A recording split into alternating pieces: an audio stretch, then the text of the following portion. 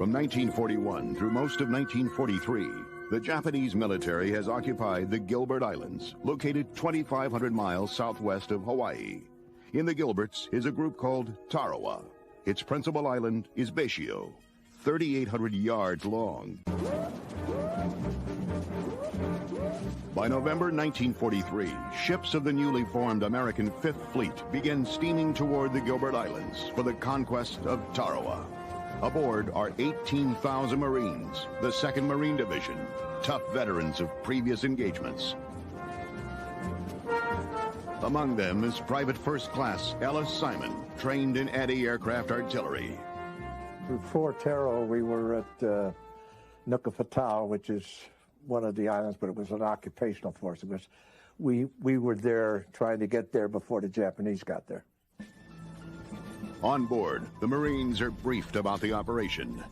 They showed us a map of the island, you know, telling you what wave you're going in and all of this kind of stuff. You could stand in the middle of the island and see ocean on all 4 sides. That's how small it was. When we were going there, we knew we were going to bomb for 3 days, planes and ships and everything. We're going to bomb it. And that should lay it out so we could get onto the island, and then it was up to the infantry to take it from there. We were the 3rd wave, and we figured we would go in probably around a day or so later. See, we weren't infantry, we were anti-aircraft artillery, so we did not have to hit the island first.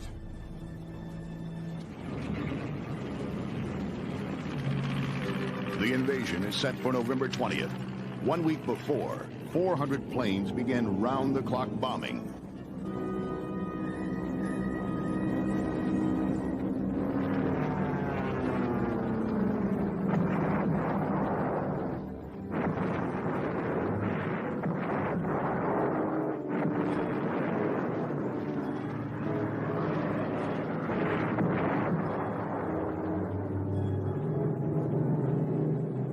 Since the air bombing cannot knock out all of Baishio's defenses, there is an all-out effort by cruisers and destroyers.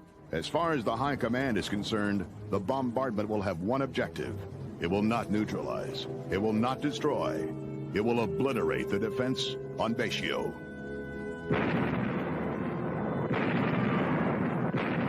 According to radio messages that were sent back to Tokyo, about 100 sailors were killed or wounded in all of the air attacks.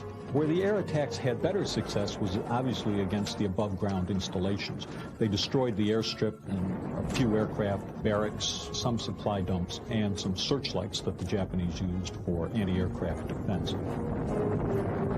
The Japanese Special Naval Landing Forces had a platoon of light tanks to destroy the attackers while they were still on the beaches.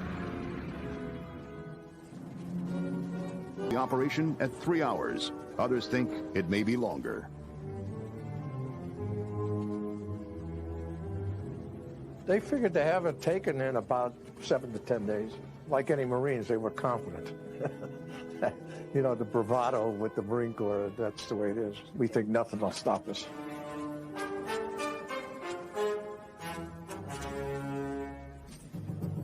Early in the morning of November 20th, Baishio comes into sight.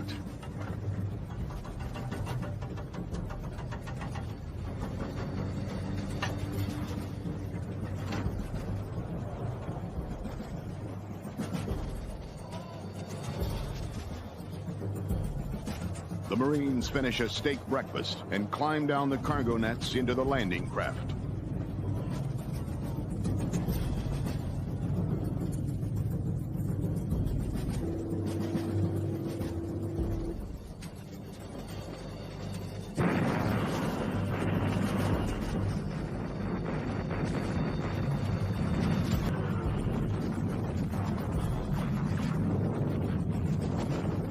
After 30 minutes, the shelling is halted to allow one final airstrike before the landing craft start their run onto the beach. Through a planning blunder, the planes are late. For those horrible 20 minutes, the Japanese fire on the unprotected landing transports. Finally, at 6:15, carrier bombers sweep over the island for a 7-minute bombardment.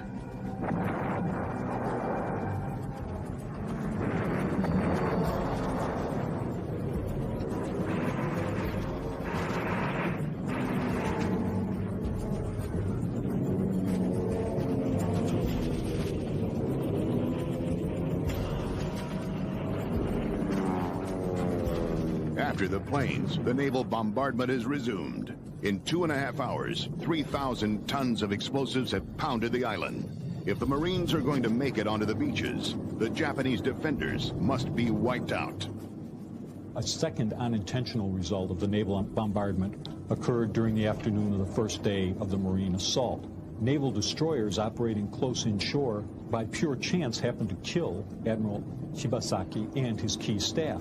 This, in effect, rendered the Japanese garrison leaderless. The Japanese wait and watch the landing. Part of their plan is to make the Marines think they have been immobilized by the intense incoming artillery. For the unsuspecting Marines arriving in landing crafts, the plan works until they get close. Then all hell breaks loose.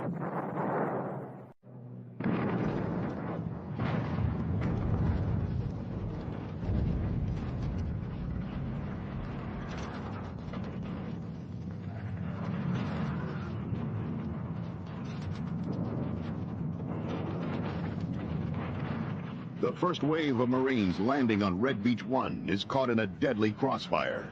From undamaged shelters, the Japanese rake the beaches with machine gun fire, pinning the troops down behind the seawall.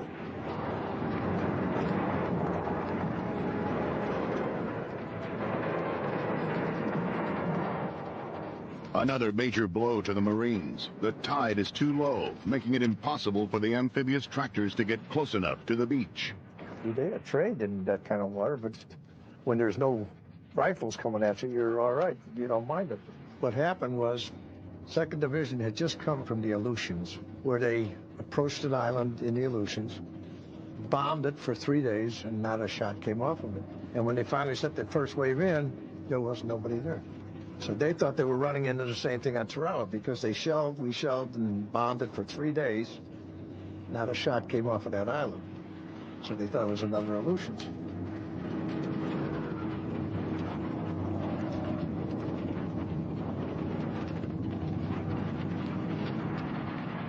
Those landing crafts, they were under heavy fire going in, very heavy fire.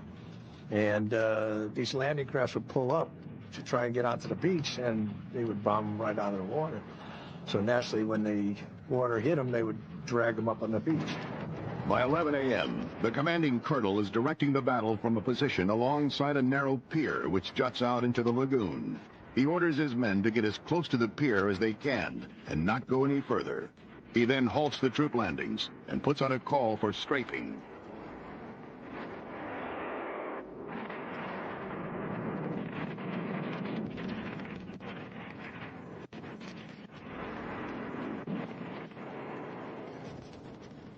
By the middle of the day, most of the amphibious tractors have been wrecked or sunk.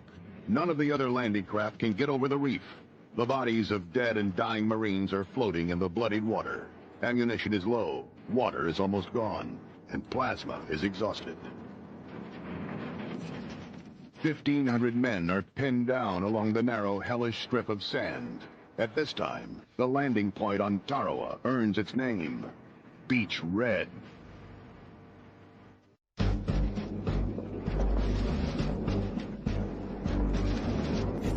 On day 1 of the invasion of Tarawa, Marines struggle to move off a narrow beach, but are pinned down by the entrenched Japanese.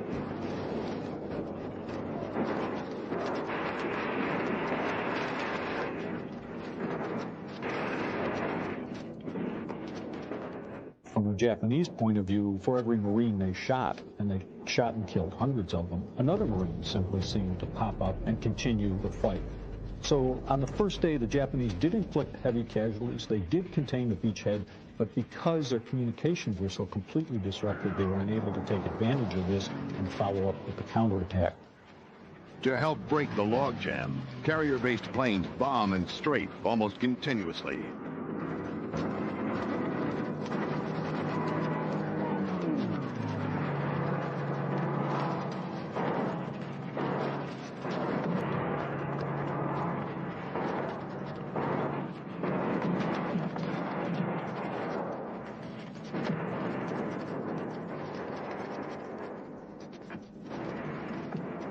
By the end of November 20th, 5,000 Marines have made it onto the beach. About 1,500 of them are wounded or dead. As the men dig in for shelter from the enemy, nobody is sure how this operation is going to play out. The next morning, the last of the divisional reserves start to wade ashore, exposing themselves to Japanese gunfire. Halfway across the reef, they are suddenly cut down. During the night, Japanese machine gunners have hidden themselves in an old half-sunken hulk. Carrier planes come in to put them out of action.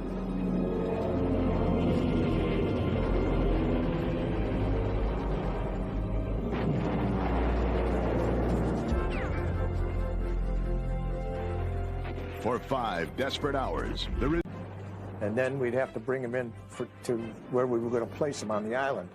Whoever was in charge would say, this looks like a good place for a 40 millimeter. So they'd start digging that in. The only thing we worried about was snipers. They were very shrewd. They would tie themselves up in palm trees. So if you fired back, you didn't know if you hit him or not because he wouldn't fall. He just tied him. As we advanced in, you'd run into maybe one shot here, and then all of a sudden another shot from someplace else. By late afternoon on day one, the Japanese were pretty well beaten up. Not only were their losses heavy, but their communications were gone. What this meant was that each Japanese bunker, instead of being part of an integrated, coherent defense, now was isolated. Their world became very small. All afternoon, casualties are evacuated. The landing craft move them out to the waiting ships in a steady shuttle service.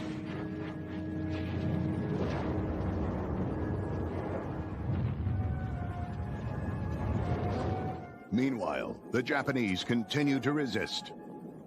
Well, that was it with any island they had. It was a fight to the death. I mean, that's the way they believed, and that's the way it was. It's pretty hard to fight the guy that says, well, I'm going to fight you till I die. That's the way it was. Pushing the Japanese back, Marines now clean out bunkers.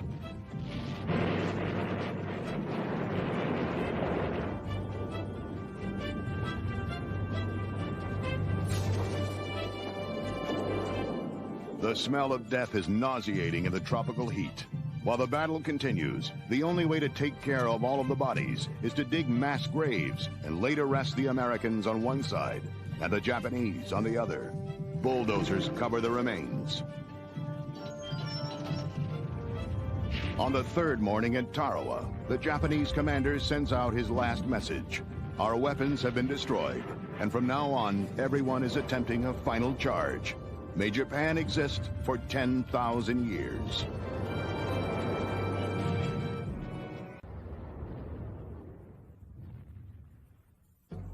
Robert Sher. Those who fought to the death.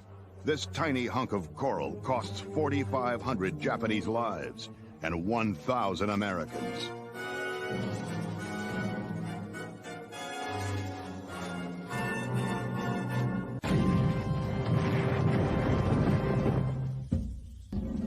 It would be 2 years before American forces could accomplish this. Japanese troops are making the long trek toward the towns of Imphal and Kohima on the Indian side of the border. The average Japanese soldier in Burma on the front lines in late 1943 or early 1944 was well trained. By Japanese standards, he was well equipped. He was a tough soldier and followed orders. The problem for the Japanese in Burma was not the infantrymen. The problem was their high command. Lieutenant General Mutaguchi Renya was likely insane. Mutaguchi was a type of officer who loved a brawl. He loved, literally, the blood and guts of warfare. General Mutaguchi's attack on Imphal and Kohima was to be completed before the onset of the rainy season in Burma, which would be the end of May of 1940. Trapped. 1 to 10 inches of rain a day falls during that time. It washes out the mountain trails behind them and floods entire valleys, preventing a line of retreat. Japanese supply lines will be cut until October. There is very little time for delay. Tough troops from India in the British Army help defend their country. The Japanese regard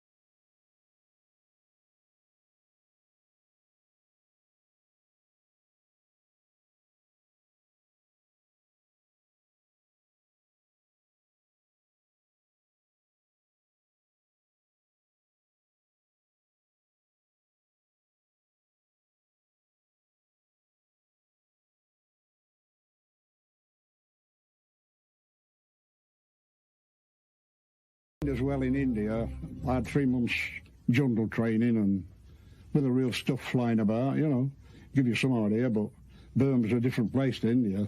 My job was look after the Bren gun and all that automatic weapon. And we went in as an infantry battalion. The first job we did, we were taking a place called Hill 60.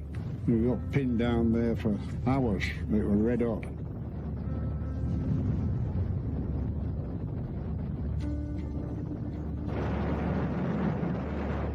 And then we see the bombs come over, I see the bombs come out, and they blew the hill up and went up, and we took the hill, and all the Japs up there were blown to pieces. The Japanese launch an attack from several directions to isolate the British. 30 miles north, they establish a strong roadblock between Imphal and Kohima.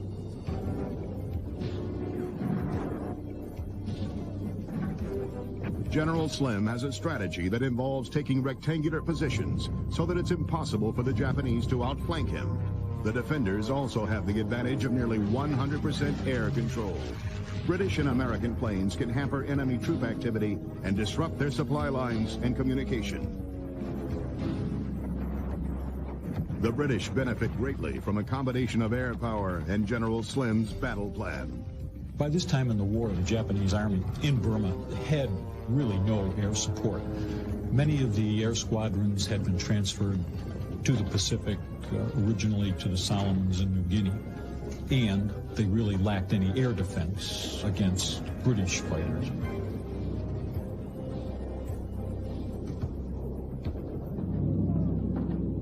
The British in Kohima are caught short of both food and ammunition, but they are resupplied by airdrop.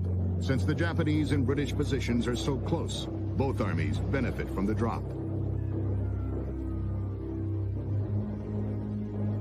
Had the Japanese had significant air power, they could have interfered with this resupply effort from the air, but as it was, without air power, they were simply unable to prevent aerial resupply, which was a very important tactic and a very important development of the British in Burma during World War II.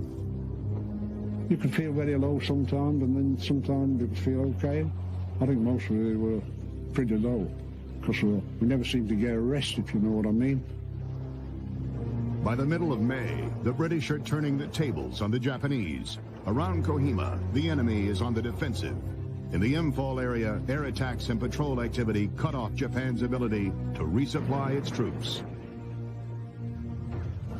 Lord Louis Mountbatten visits his troops in the field. He'd come round, and anybody were there, he shook hands with him and said, how's it going? And I'd say, okay, you know. He said, how's the food? I said, horrible. Things like that. Told us how well we were doing and keep it up and all that, you know. Promised we were going to get more men. We didn't, but they are. Bumped us up at the time. Mountbatten tells the men the Japanese don't think the British will fight during the monsoon. However, they're in for a surprise. The British are about to take the offensive. Mountbatten promises his men all the help they need. And if that isn't enough, he expects additional support from General Douglas MacArthur and the United States. The British troops are energized by Mountbatten's presence. By the time the monsoon hit in May of 1944, turned turgid streams into swollen, raging rivers, just making it that much more difficult for the Japanese to retreat. Furthermore, the troops were soaked. Their clothing was wet and soggy and started to rot in the high humidity. Mutaguchi's plans to destroy the British and seize Imphal and Kohima were already smashed. Nonetheless, Mutaguchi insisted on holding on. And to keep smart, you couldn't. You used to strip off, I used to take all my clothes off and have a bath and wash my clothes and everything, still wet through. I mean, some lads, they got held up for months and months and they couldn't move. Because it took them about 3 days to travel a mile.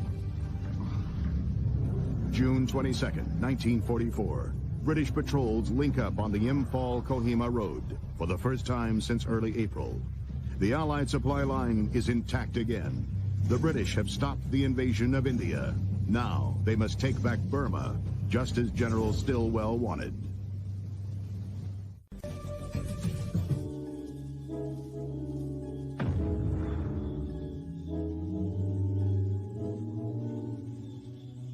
We used to have a mob called the Suicide mob, about 50 or 60 of them, and they'd go in anywhere, you know.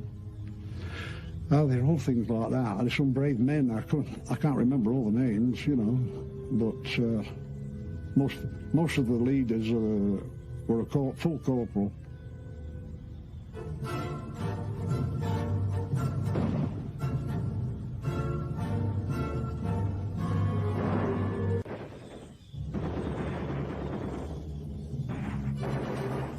During their retreat from Imphal, I think even Japanese spiritual power collapsed. The conditions were just too appalling. The battle itself had been too harsh.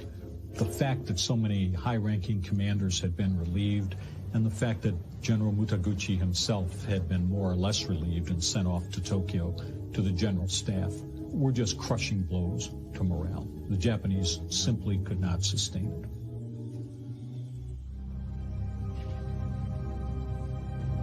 The retreat continues through the summer and fall. By December, 50,000 Japanese have died. 5 Japanese divisions have been destroyed. The other side of the coin, the British 14th Army has lost 40,000 men, killed or wounded since Kohima. Well, there was good officers as well as bad ones. I mean, when you go in action, it makes a big difference.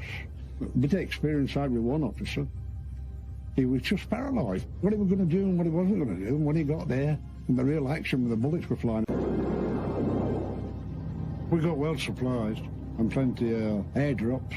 You get different colours for different things, like black for mail, red for ammunition, yellow for so. I used to make shirts out of them and walk in them.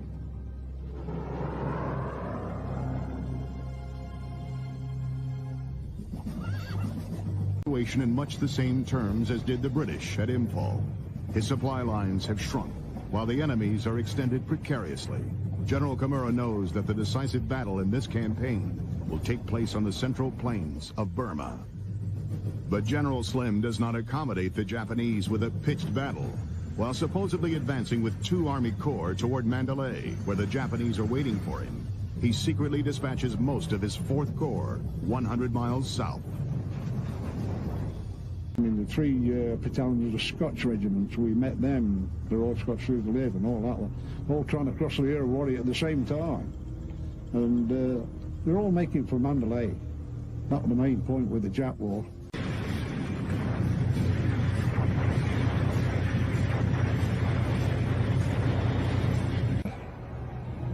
All the Burmese people were pleased to see us when we got to the villages. I can't remember all the names of them, you know. I remember some of them.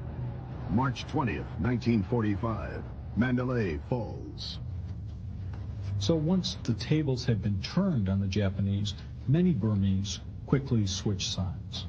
Units of the Burma is ended. Ron Tingey is not in Rangoon for the victory. Outside of Mandalay, he is caught in an enemy explosion. His best friend sacrifices his life to save him. Private Tingey is injured and permanently blinded. He will be hospitalized in Calcutta for 6 months and then return to England. I got full of shrapnel in my arms and my chest, and I got a bullet in my leg and my ankle. I was in there for till the end of 45, I think. The loss of Burma in 1945 exposed all of the Japanese conquered territories to Allied attack. The loss of Burma left the Japanese defenseless in Southeast Asia. Their entire strategic flank had been crushed.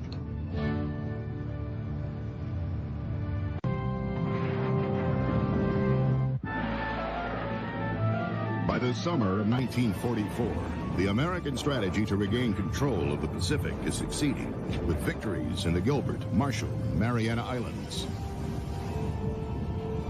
The goal of this island-to-island conquest is to allow General Douglas MacArthur to liberate the Philippines.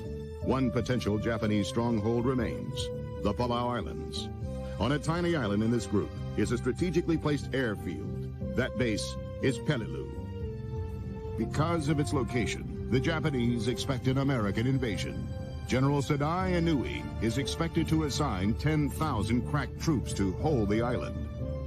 General Inouye has structured his defense plan not on the typical massive charges of past Japanese campaigns, but on a new defensive system which will cause heavy losses to the Americans. The Japanese had really two kinds of fortifications on Peleliu. One was the natural terrain, this rugged terrain with coral ridges. The other, of course, were the caves, where there had been intense fighting, and their leader was decorated 9 times for heroic leadership. So they were ready to fight. The Japanese had reason to believe that they could hold out, maybe even be invulnerable, because, first of all, they had this idea that spirit can prevail over matter. Secondly, they had the advantage of this really rugged terrain. With more than 500 caves being prepared, General Inouye appoints Colonel Kunio Nakagawa to command the forces on Peleliu. Colonel Nakagawa deploys his unit strategically on both Peleliu and Ungwar Island. Even though the Japanese commanders believe in their defensive abilities, they still give an order to fight to the last man. The Japanese are alerted that Americans are closing in on the Palau Islands. This brought a sudden realization that they were vulnerable to American air power, and also in terms of the larger picture, where the focus is really on the Philippines. Peleliu was meant to be fought in connection with the defense of the Philippines, or the attack on the Philippines. The Americans could bomb Japanese forces in the southern Philippines. The whole question of whether Peleliu is really important or not is very highly debated. Some people say it was Admiral Nimitz's biggest mistake to insist on fighting to take Peleliu. Among the 20,000 men involved in Admiral Nimitz's controversial plan called Operation Stalemate is a private first class in the 1st Marine Division, Jasper Hood. There was some disagreement among the people when they were planning to go there. I won't say it was a 50-50, but there wasn't an overwhelming desire to have a landing at Peleliu. But somebody's opinion was honored, and so we made the landing. On orders from Admiral Nimitz, the 3rd Fleet swings into action. For 10 consecutive days, carrier-based planes strike Peleliu and all supporting bases. The main objective of all this activity is the airfield in the south. Along the northern end of the island is an unbroken ridge covered by dense foliage. This high ground is the key to control of the airfield. A gunfire support group of battleships begins a bombardment that will continue for 4 days. Heavy cruisers also move in to take part in the shelling.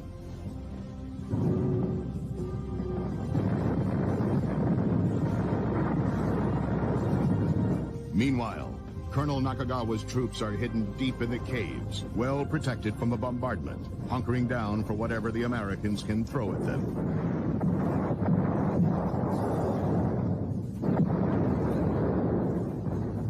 On the day before the invasion, the fleet admiral sends a dispatch that he has run out of targets to bomb.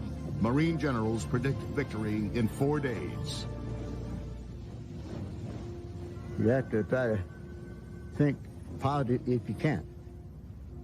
Nobody wanted to be there.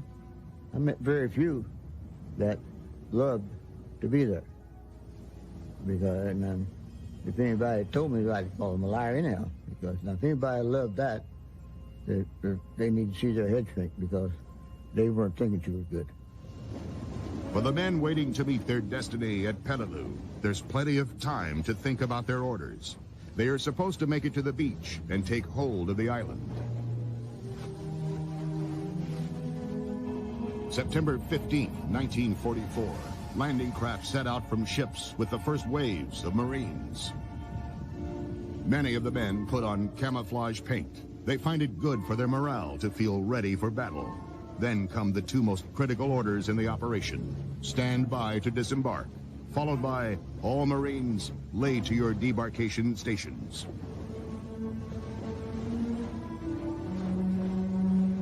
As a landing craft touches down to the water, the men inside know that some of them won't be making it back to the ship. Some Marines won't admit to the possibility of being killed, while others are resigned to the reality that their number could be up. Most of them are there to serve their country and hope for the best.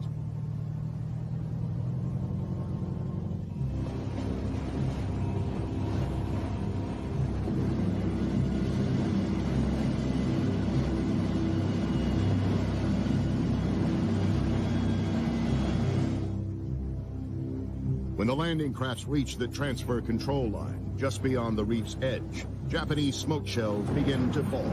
Smoke screens block the Marines' view of what's ahead. Before we landed, you had this horrendous bombardment before the first wave hit. Now, once you start ashore and you start landing, most of that kind of stuff ceases after all the shelling and bombs stopped. When the Japanese came out, set up their mortar shells and their artillery pieces, they already had the beaches zeroed in, and so they just started unloading. We were just jammed up on that beach. I don't know how many ways stacked up, but I know we were stacked up on that beach. That's why when they zeroed in on those amphibious tractors that were carrying us in, we jumped out before we got to the beach, one at a time, you know, as opposed in a group.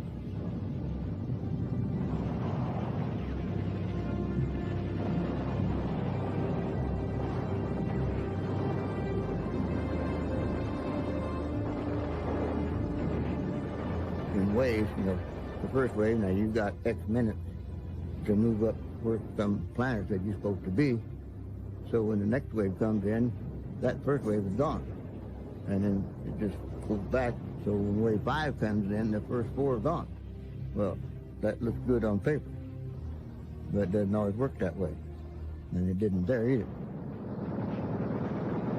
The assault waves press on, but the landing does not go as well as the generals planned. The Marines are pinned down by a deadly crossfire, and there's no cover at all, except behind a dead Marine. We just piled up on the beach, and they were lobbing those shells into our landing craft. And when you've got a whole bunch of troops on the beach, you're just sitting ducks. Lost a lot of people. Fairly was hellhole, hot. It was a dinky place. I don't think it was more than 3 by 2. They had the high ground, and so there was no point in them charging us on low ground. We had to get them. Besides that, they had such good cover. And it was just dirt scratching to get them out of that place. From his hidden vantage point on the high ground, Colonel Nakagawa radios General Inouye. Reinforcements unnecessary. Invasion will be crushed by end of day.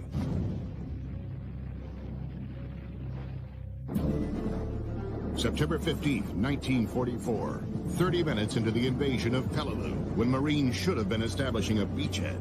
Wave after wave of assault troops are hopelessly pinned down. When the Marines attempted to land at Peleliu, they were greeted by a hail of shells filled with smoke to create a smoke screen, which caused a lot of confusion, slowed them down, made them more vulnerable as targets for Japanese artillery that was focused on the landing site. It takes 4 hours of raging battle for the Marines to advance only 50 yards. Admiral Nimitz's operation has prophetically lived up to its name, stalemate.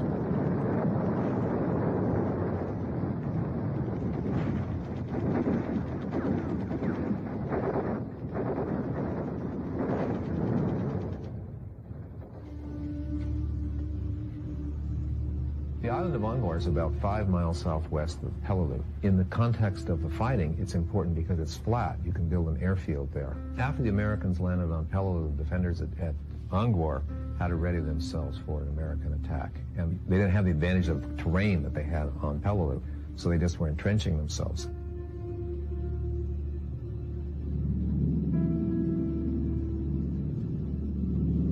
Flight of about 50 American aircraft came over, and they were struck just about sunset time, which had a devastating effect on their morale. And some of them took this as an omen of things to come in the future.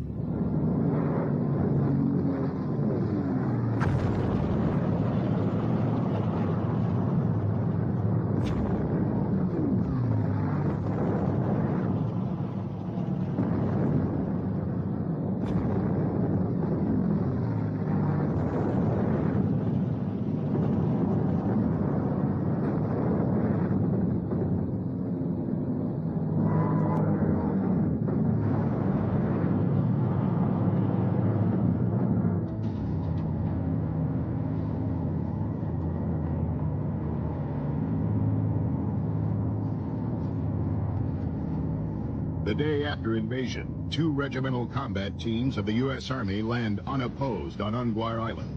What they don't know is on the northwest end of the island, 1,600 Japanese soldiers are ready to follow orders and fight to the death, even though they are hopelessly outnumbered.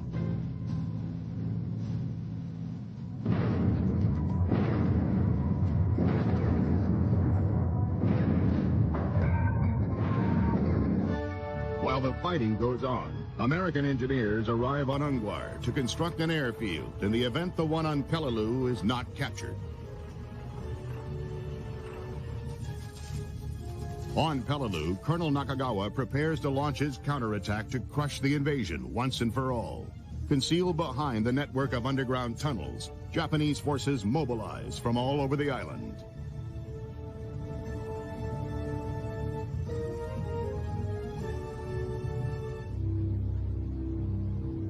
It isn't that you aren't scared.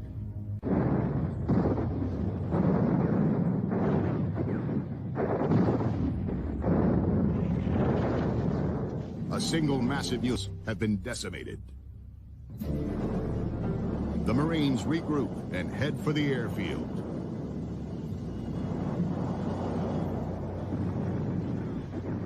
I think it took 4 to 5, 6 weeks, I believe. I don't know the exact time. But it was an overnight affair. War is not planned. You plan it, but it doesn't work out according to plans too many times. The battle for the lowlands of Peleliu is almost over. Soldiers are able to tend to the wounded and add up the losses. Some companies have lost over 50% of their men. 500 Japanese corpses also litter the battlefield. Reserves land to reinforce the Marines. They bring with them supplies and food.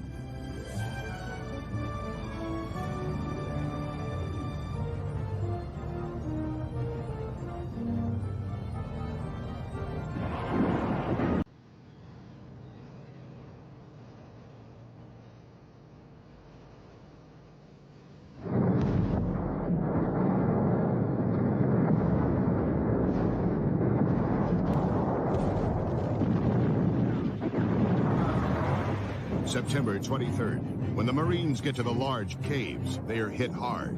American casualties mount rapidly, and the Marines give this mountain a name. They call it Bloody Nose Ridge. Bloody Nose Ridge basically refers to the high ground, and the Japanese had the high position here, so they felt that they were confident. I mean, that tactically, normally, the people who have the high ground could fire down on the attackers coming up from below. So they were super confident. And indeed, they did inflict a lot of casualties on the American forces who did persist and eventually take those heights.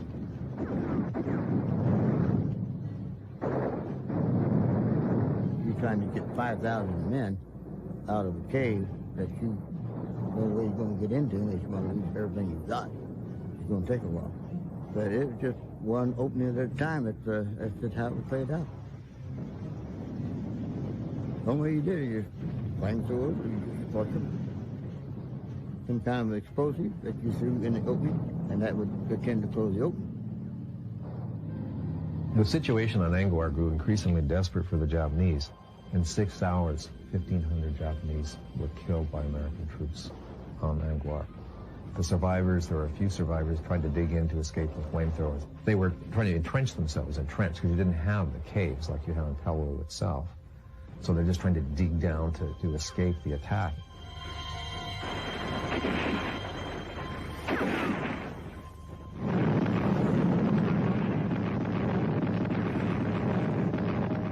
The conditions for the Japanese on Peleliu as the battle approached its conclusion were absolutely terrible. They were short on rations, food, water. They faced this overwhelming American force which was heavily armed.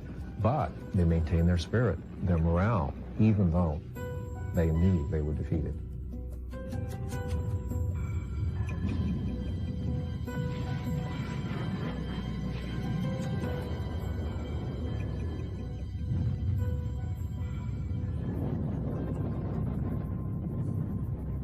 Finally, after weeks of combat on Peleliu, the capture of caves comes to a climax. American troops now penetrate the last pocket of resistance. What they find is astonishing. This is the largest underground complex on the island fortress. capable of holding more than 1,000 troops.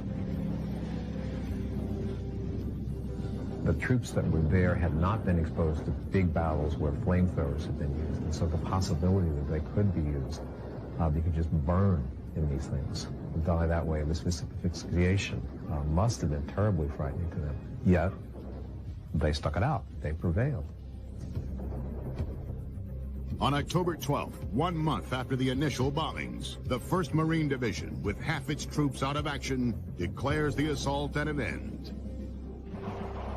For Marines like Jasper Hood, the news couldn't be better. And nothing better than getting out of that crumb that you've been living in, and you're not going to get shot at anymore. When you're under 4 months of hell, it does something to you also.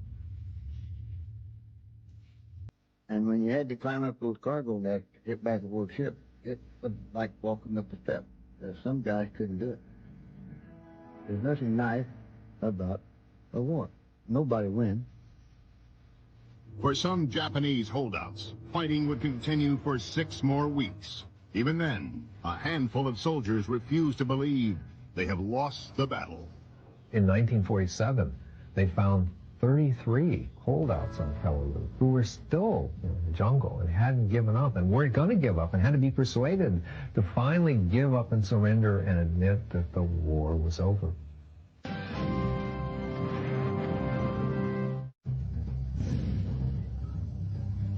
In the fall of 1944, the Japanese have held the Philippine Islands for more than 2 years.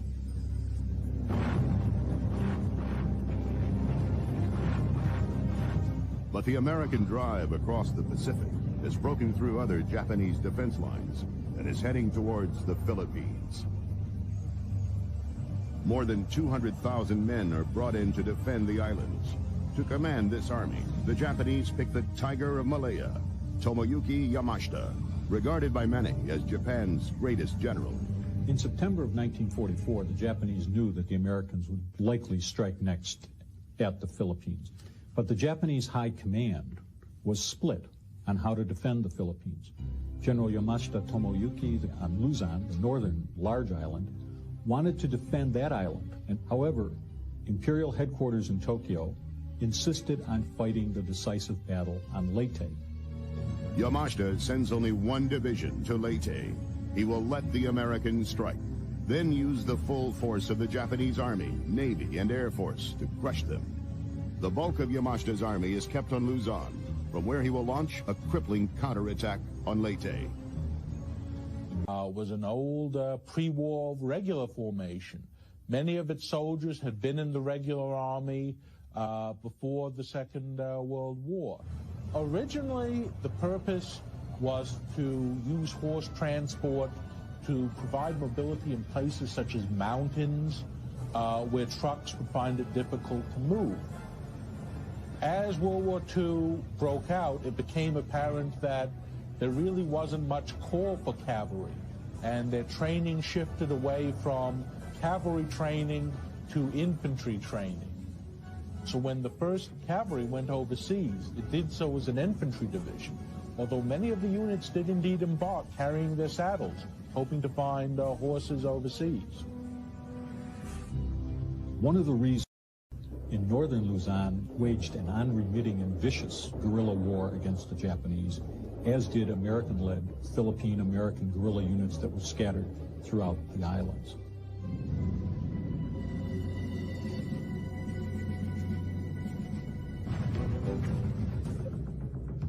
American bombing runs hit Japanese ships in Manila Bay near Bataan.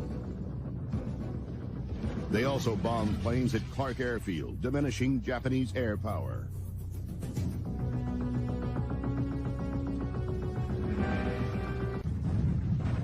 At the dawn of Invasion Day, the shelling is turned on full force while the army sets to go ashore. The 1st Cavalry Division was committed to the Philippines in an amphibious landing on the island of Leyte in the Philippines. This was part of General MacArthur's famous promise, "I shall return."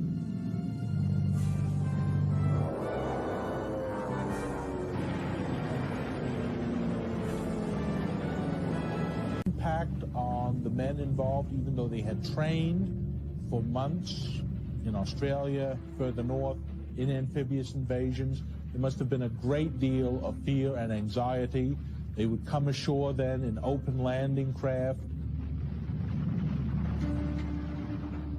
When the bow ramp went down, even though there had been a very heavy preparatory bombardment, there was often very strong Japanese resistance. And on Leyte, even though the Allies were able to clear the beaches due to strong naval gunfire, resistance increased as the 1st Cav and the other U.S. divisions moved inland, and the Japanese were able to bring in reinforcements. This had been the strongest resistance the U.S. Army had yet encountered in the Pacific.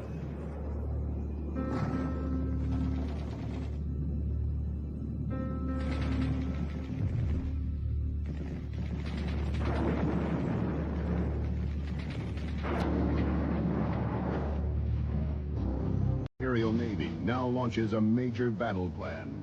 Operation Shogo means victory plan in Japanese. It involves massing 3 task forces from what remains of the Japanese fleet and attacking the U.S. Navy when it gathers to support the invasion of the Philippines.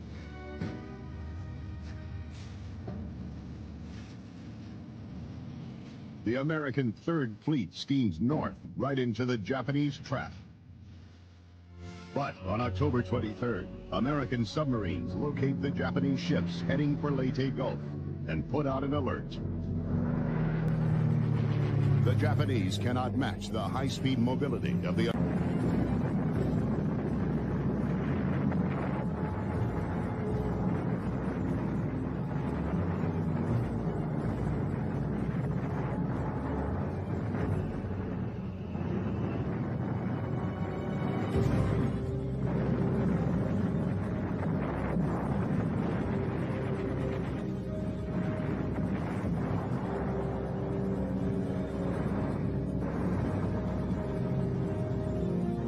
By October 25th, the naval battle is all but over.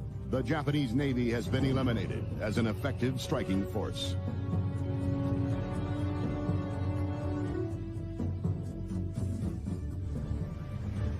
Yamashita now believes there is no point in trying to face the Americans in Manila. The civilian population would immediately side with the liberators, and its flat topography would require too many troops.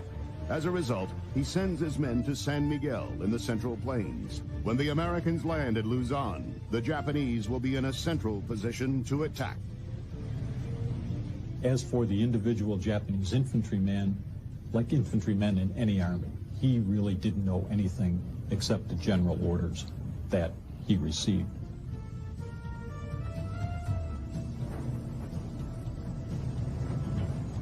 Yamashita leads his army into the hills. He has a force half the size of MacArthur's.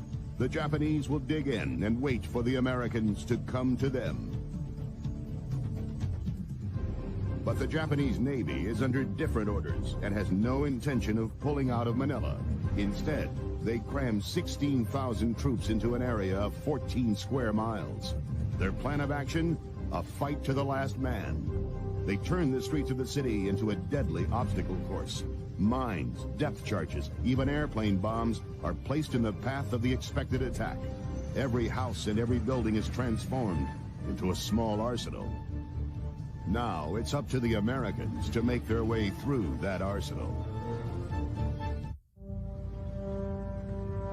On January 9th, 1945, the second stage of the American plan to liberate the Philippines goes into action. Nearly 300,000 men in 15 divisions are involved in the operation, the largest army in the Pacific War. The landing puts the American army closer to Japan. Across the Manila Plain, General MacArthur himself personally formed into what he called a flying column. It was used, for example, to liberate the U.S. civilian prisoners at the Santo Tomas internment camp. And from there it advanced on to the suburbs of Manila.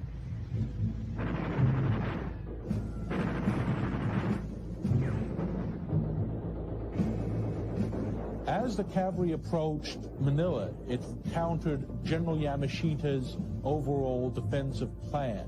So he would bring them into what he called a fire sack on the plains of Luzon. And this is what MacArthur and General Kruger, 6th Army commander, had to maneuver around. The troops have a say. The Japanese fight for their emperor, the English fight for their king, and the Americans fight for souvenirs. The Japanese, as they withdrew, were very adept at booby-trapping anything. So other than that, troops would pick up practically anything they could carry. Finally, by the end of January, the Army's rear flank is secure. The big push is now on to head for Manila. As the 1st Cavalry and the rest of the U.S. Army advanced in Luzon, they met a strong pro-U.S. guerrilla movement. These helped the liberation of prisoners, they provided local guides, and they made sure that the Japanese had less intelligence and were limited in their movements. The 1st Cavalry follows the assault troops through the villages of Luzon. Wherever there's a space on a wall, soldiers leave their mark. That way, incoming troops know their fellow soldiers have cleaned out the village.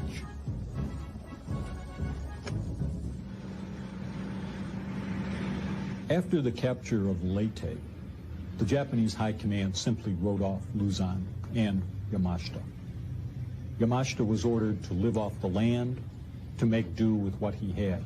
Tokyo informed him he could expect no resupply, he could not expect any more assistance, and he could not expect any more reinforcements.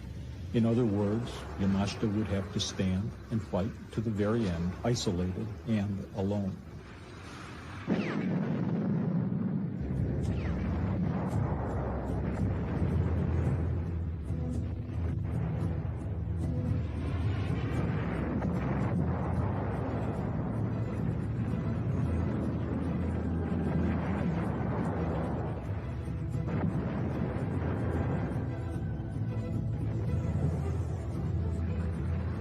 The Japanese make futile calls for air support, but their Air Force can no longer help. In this situation, about all that Yamashita could do, really, was retreat into the mountains with his surviving troops and try to hold out in a mountain redoubt. And in fact, he did this very skillfully.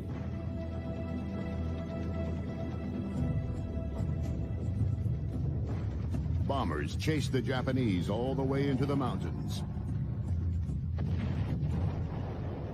Japanese soldiers went overseas not expecting to return alive. Normally, they left cuttings of their hair or fingernails to memorialize themselves after their death. The martial Japanese song, Umi Yukaba, has the lines, "I shall die only for the emperor. I shall never look back." While they knew the Americans were coming, they also knew that it was their duty to stand and fight against the Americans. The idea was, as long as the Japanese continued to fight on Luzon, they drained resources from the Americans that otherwise could be used in an invasion. Thousands of Japanese soldiers die from hunger and sickness. All over the land, there are piles of Japanese corpses. Many of the companies have a survival rate of no more than 10%.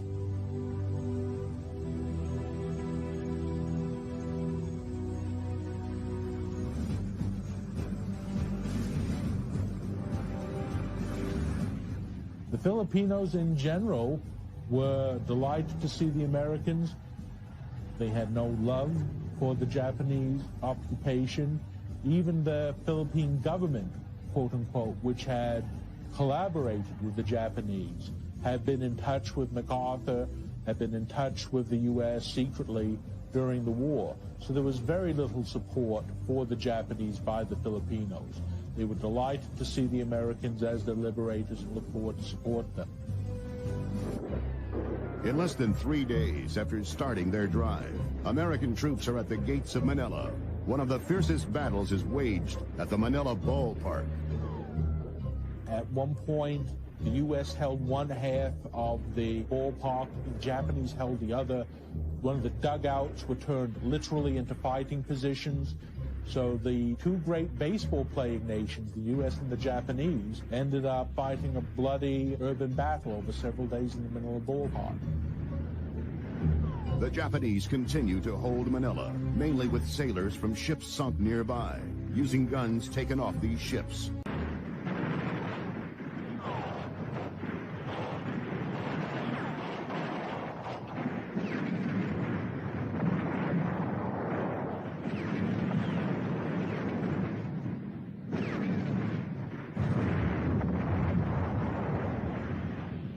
By mid-February, with his communications cut, General Yamashita belatedly learns of the battle raging in Manila.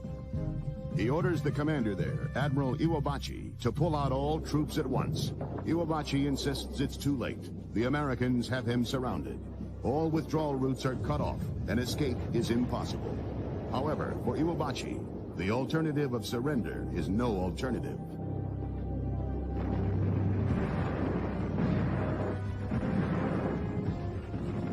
Given the magnitude of the Japanese army infrastructure on Luzon, there were more than 250,000 troops there.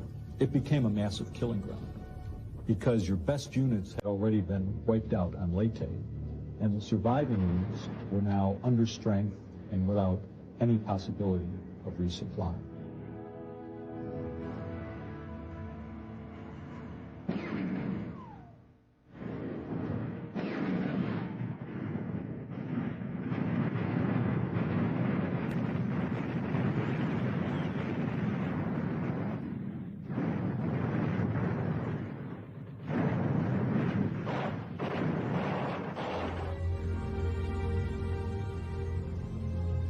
On March 3rd, the Japanese have been defeated, and Manila is liberated. But what was once considered the Pearl of the Orient is now a massive graveyard of 1,000 Americans, 16,000 Japanese, and 100,000 Filipino civilians.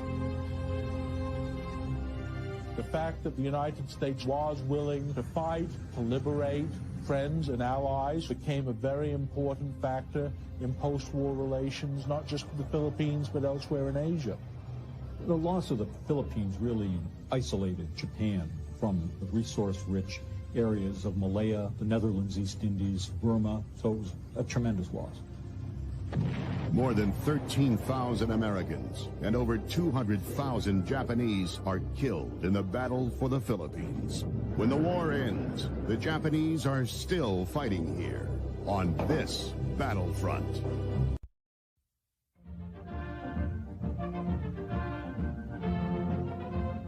America goes to war.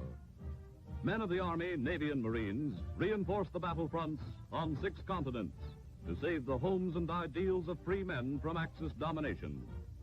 In Ireland, United States fighting men who have safely crossed the submarine-infested Atlantic strengthen their ever-increasing ranks. Yanks on the march on Irish sod. The worldwide conflict brings intrepid American airmen to China's heroic fighting front.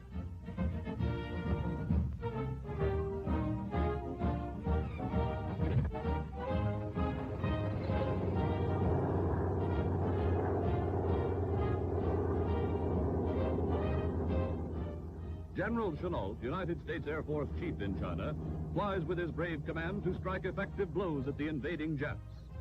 Later, with Colonel Scott, he observes his men in action. 10,000 miles from home, men and supplies pour in through India, the last doorway to China. Cheerful yet determined, welcome strangers in a strange land.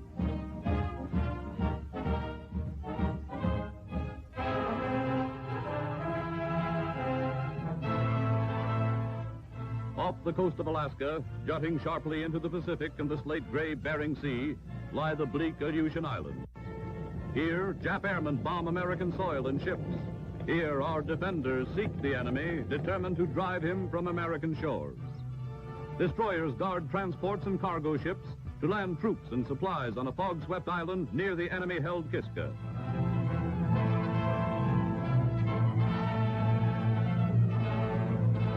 Men, stores, and ammunition pour in for the Battle of the Aleutians, a battle that Americans must win.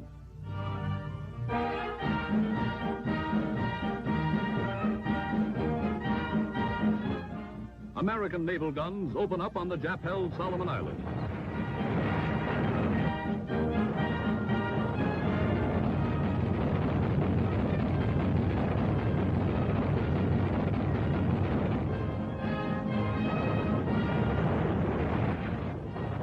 Guadalcanal, United States Marines in a swift, surprise invasion add new glories to the fighting career of their illustrious corps.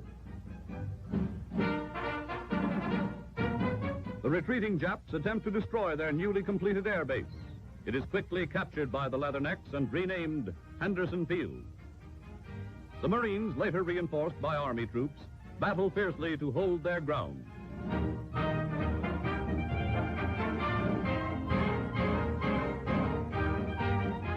Some of the enemy escape in a hurry. Others get out of the fight as prisoners. History recorded as it happened. The Marines are the first to raise the American flag on enemy territory.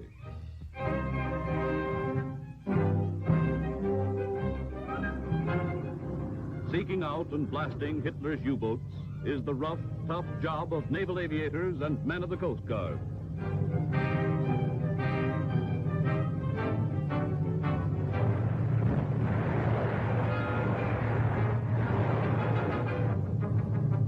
Hundreds of ships, including vitally needed tankers, are hit, burned, and sunk, victims of prowling enemy submarines.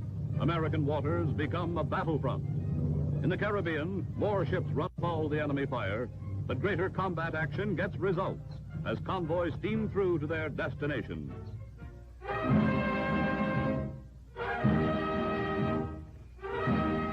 Russia meets the grim test.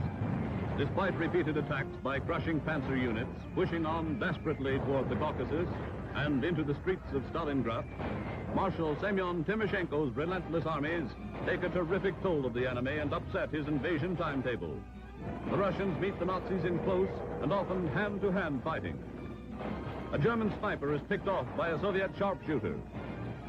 Another Nazi tries to surrender, but too late.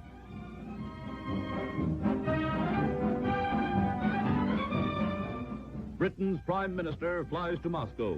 Eyes and ears the world over are focused on a conference of historic importance. Churchill meets Stalin behind the walled fortress of the Kremlin.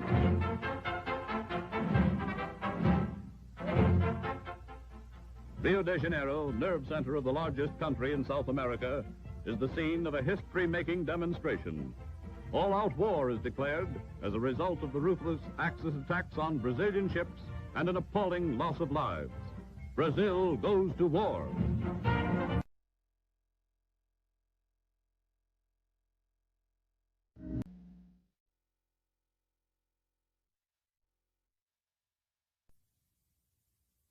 Japan systematically occupied or blockaded one after another of China's port cities. In effect, Japan built a wall around China. Deprived of needed supply from without, a weakened China would be vulnerable to the heavy blows of the invading forces. The former American observer Stilwell was now back home again, serving at California's Presidio. A major general, he commanded the 3rd Army Corps. Step by step, history was setting the stage for its climactic tragedy. Out of that tragedy, Joseph Stilwell would emerge to play a heroic role.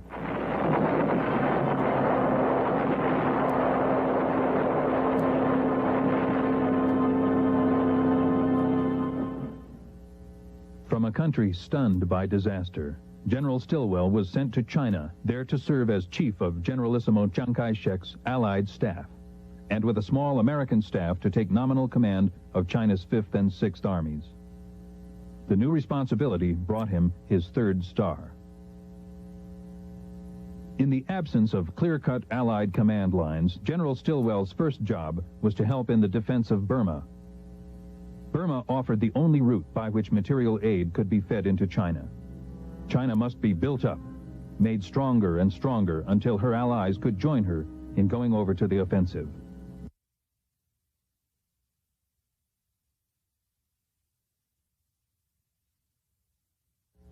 The Burma which was to know Stilwell's exploits had become a battle scene.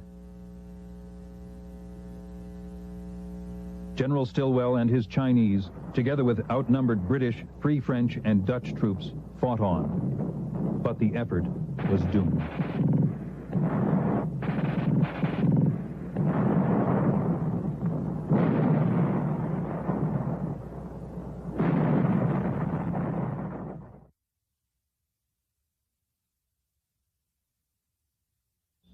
through jungle, across rivers and mountains, to the safety of India. In the ordeal, Joseph Stilwell's full stature revealed itself. Refusing the comforts his age and rank might have claimed, he personally conducted one group of 400 battered troops, Burmese nurses, and civilians to the safety of India. There, at New Delhi, he was to utter the now classic admission of defeat and announce his determination to go back and wipe it out. There was the honesty, the directness, the tough moral fiber that characterized the man. I claim we got a hell of a beating. We got run out of Burma, and it's humiliating as hell. I think we ought to find out what caused it, go back and retake the place. Although his bluntness of speech earned him the nickname of Vinegar Joe, to the millions of men who served under him, he was the kindest and most modest man who ever lived. To all of them, he was, and in memory still remains, Uncle Joe. The battered campaign hat and shirt sleeves now became a familiar sight.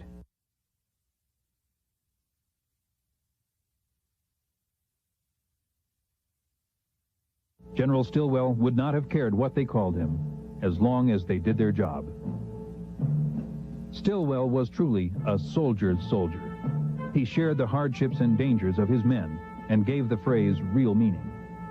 Stillwell had the unique capacity for commanding respect and obedience while evoking a genuine affection. Perhaps no group regarded the general and the man with warmer feelings than did the Chinese troops in his command.